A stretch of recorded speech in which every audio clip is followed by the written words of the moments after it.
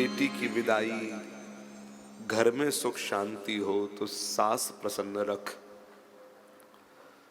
समाज में तेरा यश हो तो ससुर राजी रहे, परलोक संवारना हो तो गुरुजन की सेवा कर, अतिथि घर में आए उनकी सेवा कर। और बेटी, पति के रुख को देख करके ही उससे कोई बात करना, कितनी बढ़िया बात है। रुख देखकर, पति रुख लखी आयसु अनुसरी हो, बोले इससे होगा क्या? बोले तेरा दाम्पत्य जीवन सुखमय रहेगा। कैसे बात करनी है, किस प्रकार बात करनी है, कब करनी है, पति का मूड कैसा है, देख करके बात कर। नारायण, मनु जी महाराज के द्वारा बेटी की विदाई होती है। लौट करके मनु जी महाराज अपने महल आते हैं। ऐसी सेवा करी है आज ऋषि कर्दम की, बेटी के अंदर ये गुमान नहीं है मैं कितने बड़े पैसे वाले की बेटी हूं। जीवन में निरभिमानिता आ जावे, जीवन का उत्थान हो जाएगा। निरभिमानी जीवन हो गए, विनम्र जीवन हो गए, जीवन उठ जाएगा। ऐसी सेवा करी, ऊंचे बाप के घर की बेटी नहीं। कब संध्या कर रहे हैं, क्या कर रहे हैं, समाधि में बैठ गए, दिन रात कोई अतिथि आवे सेवा करनी है, सब सेवा। एक दिन समाधि सूख सूख के पतली है गई, चेहरे की महाराज सब कुछ चला गया। जब क्या बाप, ऊंचे बाप के घर की बेटी रही, अब सब कुछ। एक दिन समाधि जब छूटी ऋषि की, हाथ जोड़कर सामने खड़ी रही देवूती। जो देखा, समाधि से बाहर निकले हैं, अपनी पत्नी को देख करके, सूखी वही देख करके बोले देवी, इतने बड़े बाप के घर की बेटी हो, तुमने जो सेवा करी है मैं तुमसे प्रसन्न हूं। वरदान मांग, क्या चाहिए? जो वरदान चाहती हो हम देने को तैयार हैं, हम तुमसे तुष्ट हैं। बोले तुष्टो हमद्य तव मान अभिमान दाया, शुश्रूषया परमया परया च भक्त्या, यो देहि नामयमतीव सुहृस्वदेहो, नावेक्षितः समुचितः क्षपितुम मदर्ते। इतनी बड़ी भारी सेवा तुमने करी, हमारी समाधि में भी तुमने सब किया, वरदान मांगो, क्या चाहिए? अरे स्वामी, आपकी कृपा, आपके आशीर्वाद से सब कुछ है, लेकिन मेरी बहनें आती हैं, कभी यहां पर देखती हैं, सब ऊंचे ऊंचे घरों में ब्याई गई। कम से कम एक थोड़ा मकान ठीक ठाक तो हो जावे, जर्जर है रहे हो, ये कम से कम कृपा है जाए। समझ गए, ऊंचे घर की बेटी है, संस्कार कुछ तो इसमें वो है ही है। कोई बात नहीं। महाराज बोले कि देवी एक काम करो। बोले क्या? पहले सरोवर में स्नान करके आओ। ये भगवान के नेत्रों के जल से बना हुआ सरोवर है, बिंदु सरोवर, यहां में स्नान करो। हाथ जोड़ करके महाराज प्रणाम करके स्नान करने के लिए जो गई है, क्या देखें, 1000 कन्या हाथ जोड़ करके खड़ी हुई है सामने। 1000 कन्या सेविका बन करके। बोले वयम कर्म करी स्तुभ्यम शादीनः करवाम किम, आज्ञा करें, हम क्या करें आपके लिए, हमें सेवक सेविका जान करके हम पे कृपा बनाए रखे। महाराज स्नान कराया, सब कराया, बढ़िया वस्त्र पहनाए, सब करके जो दर्पण में मुख दिखाया है, क्या देखें महाराज, ऐसी सुंदरी बन गई। आज देवहूति गदगद है गई, अपने पिता के घर में ऐसी सुंदरी ना हती, आज पति के यहाँ पर इतनी सुंदरी है गई। समझ में आ गया। बोले मेरे पति के ऐश्वर्य का प्रभाव है, योग ऐश्वर्य का प्रभाव है। महाराज निकल करके बाहर आई है, सुंदर महल भवन, एक विमान तैयार है। बोले देवी, तुम्हारी बहनन के जितने घर ऊंचे ऊंचे बने हुए हैं, बातें 10 गुना ज्यादा ऐश्वर्य है यहाँ पर। आज जो देखो, इंद्र के महल में जो ऐश्वर्य है, आज इंद्र के स्वर्ग में जो ऐश्वर्य है, वो कर्दम ऋषि के आश्रम में ऐश्वर्य है गया। पूरा महाराज संपन्न है गयो। तुम्हारी बहनन को घर तो एक ही जगह रहेगा, लेकिन ये घर कैसा हो? बोले विमान की तरह, तुम जहां चाहो ले जाओ यार। अब कोई इच्छा मन में? हाथ जोड़कर खड़ी है ही। बोले क्या? बोले ब्याह होवे के बाद में जब तक मातृत्व सुख ना मिले, तब तक नारी की शोभा नहीं होती है। दुनिया बोले बच्चा हुआ नहीं हुआ, बच्चा हुआ नहीं हुआ। नारी की शोभा मातृत्व सुख से होती है। जब से ब्याह हो करके आई, आपका मेरा अंग संग नहीं हुआ। अच्छा ठीक है, अब और कोई कामना मन में? बोले बातें पहले तीर्थ यात्रा करना चाहूं। चलो विमान में बैठायो महाराज, विमान में बैठाए कर आज्ञा दी, मन की गति से चलवे वालों ये विमान है। या में पहाड़ हैं, झरना है, सब कछु है महाराज। एयर कंडीशन लग रहा है, हाँ एयर कंडीशन है। हम गप नहीं कह रहे यहां पर। कैसा एयर कंडीशन है? सर्दी के समय तो गर्म होवे अंदर, और गर्मी के समय सर्द होवे। शीत काले भवेद उष्णम, उष्ण काले भवे शीतम। ऐसा विमान महाराज लेकर के चले। तीर्थ यात्रा, हरिद्वार गए, ऋषिकेश गए, सब तीर्थन में जाए करके लौट करके आए। इनकी आधी आयु निकल गई। महाराज हम कहवे हम भोग भोगवे वाले हैं। अरे हम भोगन को नहीं भोगे, फिर भोग हमको भोगे महाराज। बोले भोगा न भुक्ता वयमेव भुक्ता, कालो न यातो वयमेव यातः, तृष्णा न जीर्णा वयमेव जीर्णा, तपः न तप्तम वयमेव तप्तः। इन भोगन ने हमको भोगो। कैसो भोगो महाराज? हम सोच रहे ठंडी हवा हम ले रहे हैं, ये हमारे शरीर को भोग रहे हैं। इतना लाचार हमारे शरीर को बनाए देंगे कि या के बिना एक क्षण भी ना रह सकेंगे। फिर वाक्य बात कहा करेंगे जब ज्यादा ठंडी बढ़ जाएगी, बोले बंद करो, बंद करें तब फिर गर्मी लगेगी, बोले फिर चालू करो, या के बिना रह नहीं सकोगे। इस शरीर को भोग भोग के ऐसा लाचार बनाए देंगे कि इनके बिना तुम रह नहीं सको।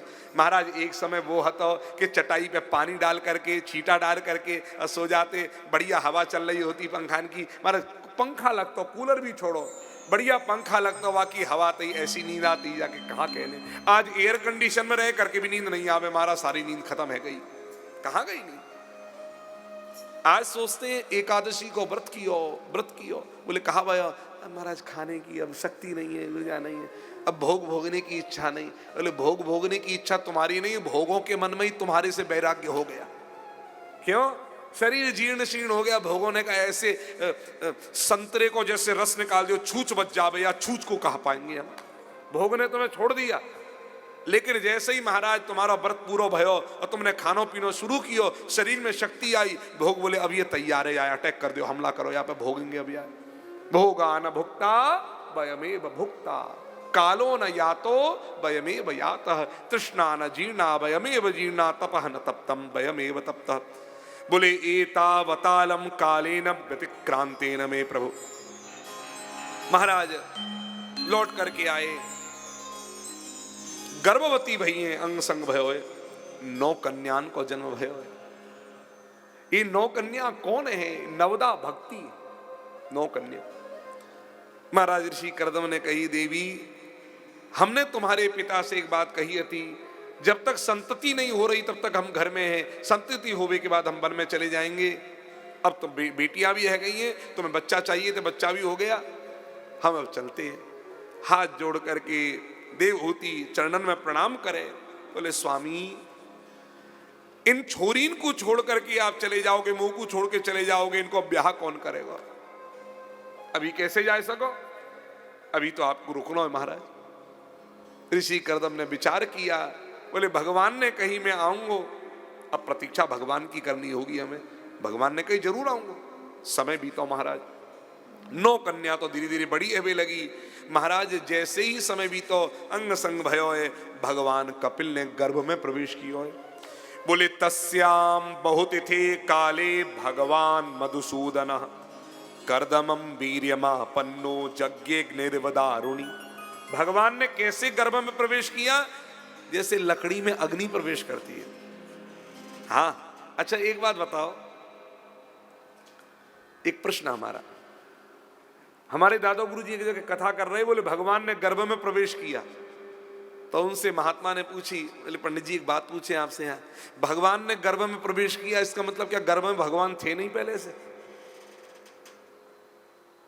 बात समझ में आई? बोले बात तो ठीक है। फिर भगवान ने कैसे किया? बोले भगवान तो अंदर थे ही थे, सर्वत्र हैं, हरि व्यापक सर्वत्र समाना। जैसे लकड़ी में अग्नि रहती है पहले से ही, ऐसा नहीं है लकड़ी में अग्नि नहीं है, लेकिन मंथन करो तो प्रकट हो जाती है।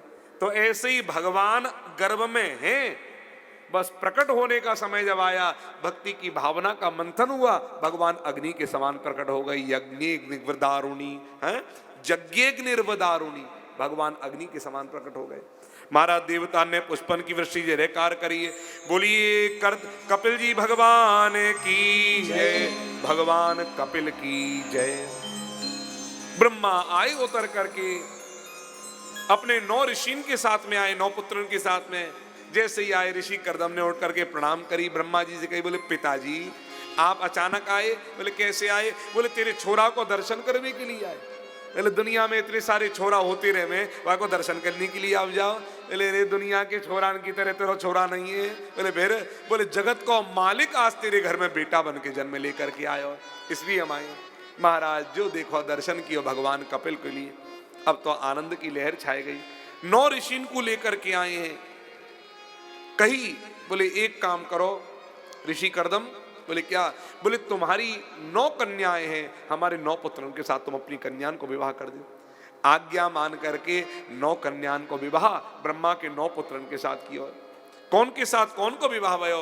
बोले मरीचि के साथ में कलावती को विवाह भयो है, अत्रि के साथ में अनुसुईया का विवाह भयो, अंगिरा के साथ में श्रद्धा, पुलस्त्य के साथ में हविर्भू, पुलह के साथ में गति, क्रतु के साथ में क्रिया, भृगु के साथ में ख्याति, वशिष्ठ के साथ में अरुंधति और अथर्वा या दक्ष के साथ में शांति को विवाह भयो। इस प्रकार 9 पुत्र, 9 ऋषि और 9 कन्याओं को विवाह गयो। ब्रह्मा प्रणाम करके स्तुति करके भगवान कपिल की चले हैं।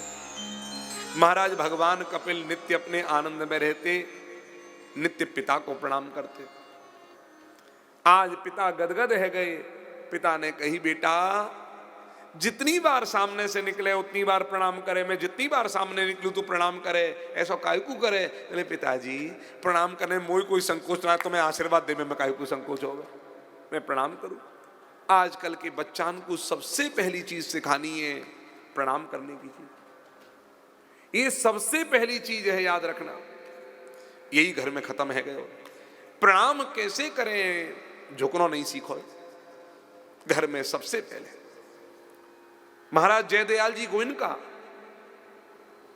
दादा गुरु जी जाते उनके यहां पर।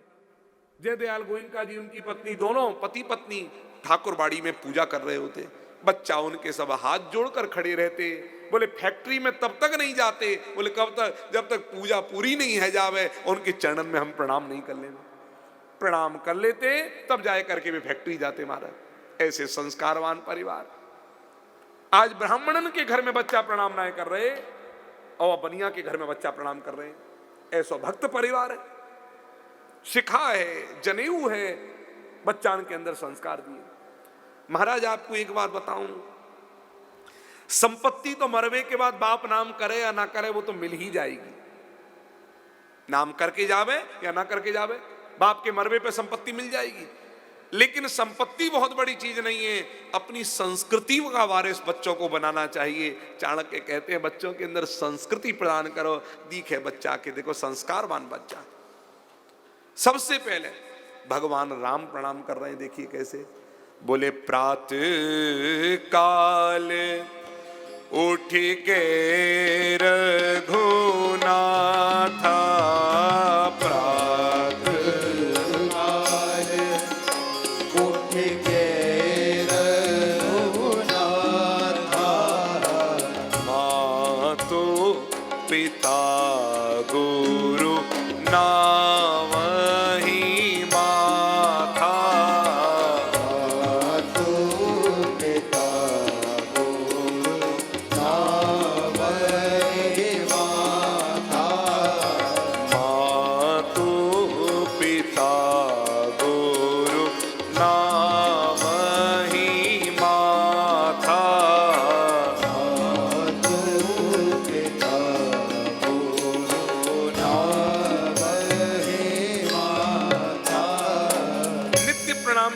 बनाओ। माता को, पिता को, गुरुजनों को नित्य प्रणाम करने को नियम। महाराज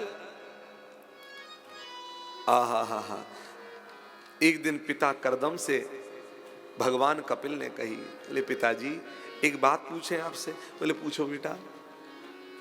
बोले कि हमारी मैया ते तुम्हारो जब विवाह नहीं भयो तो हमारे नाना जी ते आपने कछु बात कही थी कि संतान उत्पत्ति के बाद फिर हम वन में चले जाएंगे। बोले हाँ बेटा कही थी। बोले फिर एक बात बताओ, जब आपने ये बात कही थी तो फिर अपनी बात को पूरा क्यों नहीं किया, आपने घर में क्यों बैठे हुए? आज बेटा बाप ते कहे कि घर में क्यों बैठे हुए? बोले बेटा तेरी मैया, बोले मैया को ध्यान में रखूंगा। बोले पिताजी ये शरीर साधन के लिए मिलो है, संसार भोग भोगने के लिए मिलो नहीं मिला, या आपको बता। बोले शरीर संसार को पा करके जाने भगवत भजन नहीं किया है, अपना कल्याण नहीं किया है, वह को जीवन बेकार चला गयो। बोले साधन धाम मोक्ष कर द्वारा, पाए न जही परलोक संवारा। इस मोक्ष के धाम शरीर को पा करके भी जिसने साधन नहीं किया उसने अपना परलोक बिगाड़ दिया पिताजी। और अंत में क्या होवे, भगवान कृपा करके करुणा करके ये मानव शरीर हमको देवे। ये मैं पहले दिन भी कथा में कहा मैंने, मैं आज भी कहता हूं, सारे शरीर जितने पिंड दिखाई दे रहे हैं ये सब के सब कर्मों का प्रभाव है, लेकिन मानव शरीर भगवान की कृपा करुणा का प्रभाव है। कबहु कर करुणा नर देही, भगवान कभी बहुत कृपा करते हैं, करुणा करते हैं, तब ये मानव शरीर देते हैं। और इसको पाने के बाद भी जिसने कल्याण नहीं किया अंत में जाए के रोनो पड़े वाए, कहा हो गए। बोले सो परत्र दुख पावही, सिर धुनि धुनि पछताए, काल ही कर्म ही ईश्वर ही मिथ्या दोष लगाए। भगवान पे दोष लगावे। आपको बताते महाराज पिता को जो बात कही है, करदम जी महाराज खड़े है गए, बोले भगवत आज्ञा है, अब जाने को समय आए गए। जो चलवे लगे चरणन में प्रणाम कियो है।